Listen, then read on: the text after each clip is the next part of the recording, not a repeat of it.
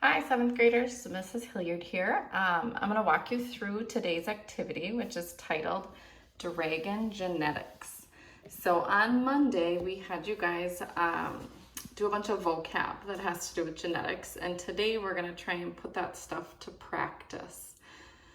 So we are going to take a look at traits in their dominant form and their recessive form. We are going to try and figure out the genotype, which is the letter combination, and the phenotype, which is what it looks like. And then eventually we are going to get to some probability stuff. I'm going to walk you through some of it just to get you going, and then you guys will be able to go ahead and practice on your own. So let's start up here. We've got traits. So we're going to look at three different traits today that have to do with dragons. We're going to look at their tail shape, whether or not they breathe fire, and if they can fly or not. So for tail shape, when we are looking at the genotype, we're going to use the letter T. If the tail shape is spiked, that means it's dominant. If it's smooth, that means it's recessive. Okay? For fire breathing, if it can breathe fire, that would be the dominant trait, and we're going to use the letter B. And if it breathes smoke, that would be the recessive trait, so we would use a lowercase b. Flight, we're going to use the letter F. If it can fly, that's the dominant trait, so we'd use a capital F. If it cannot fly, that's the recessive trait, so we'd use a lowercase f.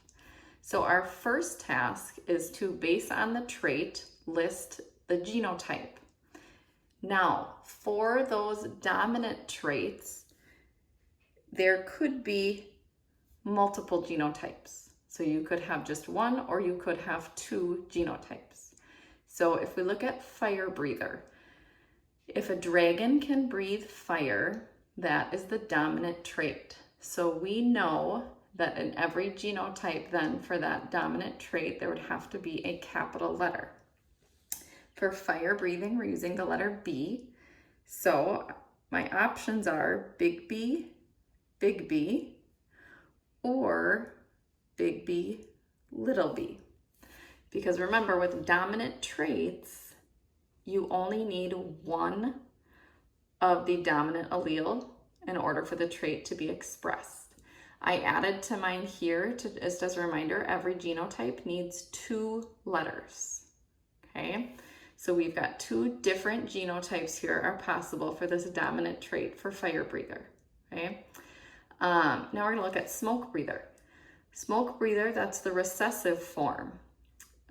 In order for the recessive form to show up, you need two of the recessive alleles. So the genotype for a smoke breather would then be little b, little b. Okay, so then you will go through and do the same thing for the other traits with the correct letter. Okay, so for flying, you would use F. For tail shape, you would use T. The next portion is then asking you, based on the genotype, what would the phenotype be? And phenotype is what it looks like. So if the genotype is big T, little t, so T means it has to do with tail shape. It has one big T, so that means the dominant trait is showing, and the dominant trait for tail shape is spiked. So that first one here, it would be spiked.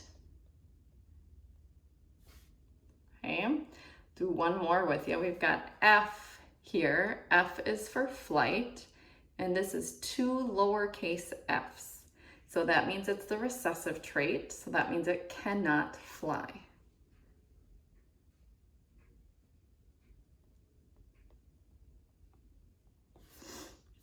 Okay, hopefully you can read my terrible writing there. So now you guys can go through and look at what letter it is to figure out what trait they're looking at, and then whether they're capital, lowercase, or both. Okay. The trickiest part here comes, we're going to practice some Punnett squares. I'm going to do this first one with you to teach you how to set it up. Okay, and then there's a few more practice ones that you'll do after that. So the directions here for Punnett square crosses. For each cross, create a Punnett square and then analyze the offspring. So the cross we're looking at right now is big T, little t, crossed with little t. So I'm going to take the first genotype here, and I'm going to put that genotype on the top of my Punnett square box. Okay. Then the other genotype is little t. I'm going to put that one on the side. To complete the Punnett square, you just simply move the letters into the box. So when you're doing a genotype, if there's a capital letter, the capital letter always goes first. So I'm going to take this big T here and then this little t. Then we've got the big T coming down again with this little t. Over here I've got that little t, and then in comes this little t.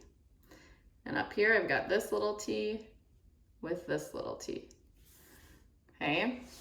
When we're looking at percentages, each square counts as 25%. So chance of offspring having a pointed tail. Oh, I can't even remember, is pointed tail dominant or recessive? Well, let's go back and look. Okay, so spiked or pointed tail would be dominant. So there would have to be at least one capital T. So let's scroll back down here. Oh, we've got two squares that have a capital T in it. If each square is worth 25%, then we go 25, 25 is 50. So your chance of having a pointed tail in this scenario is 50%. Okay? And then the recessive form is the smooth tail, which would be shown with a little t in genotype.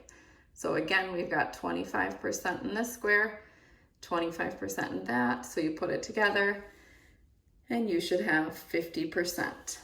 These should always add up to 100%.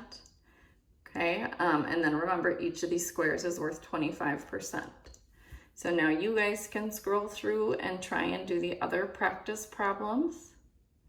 Okay, just to try and get the hang of this whole genetics thing. Come back to this video, look at it again to try and remember how to do it.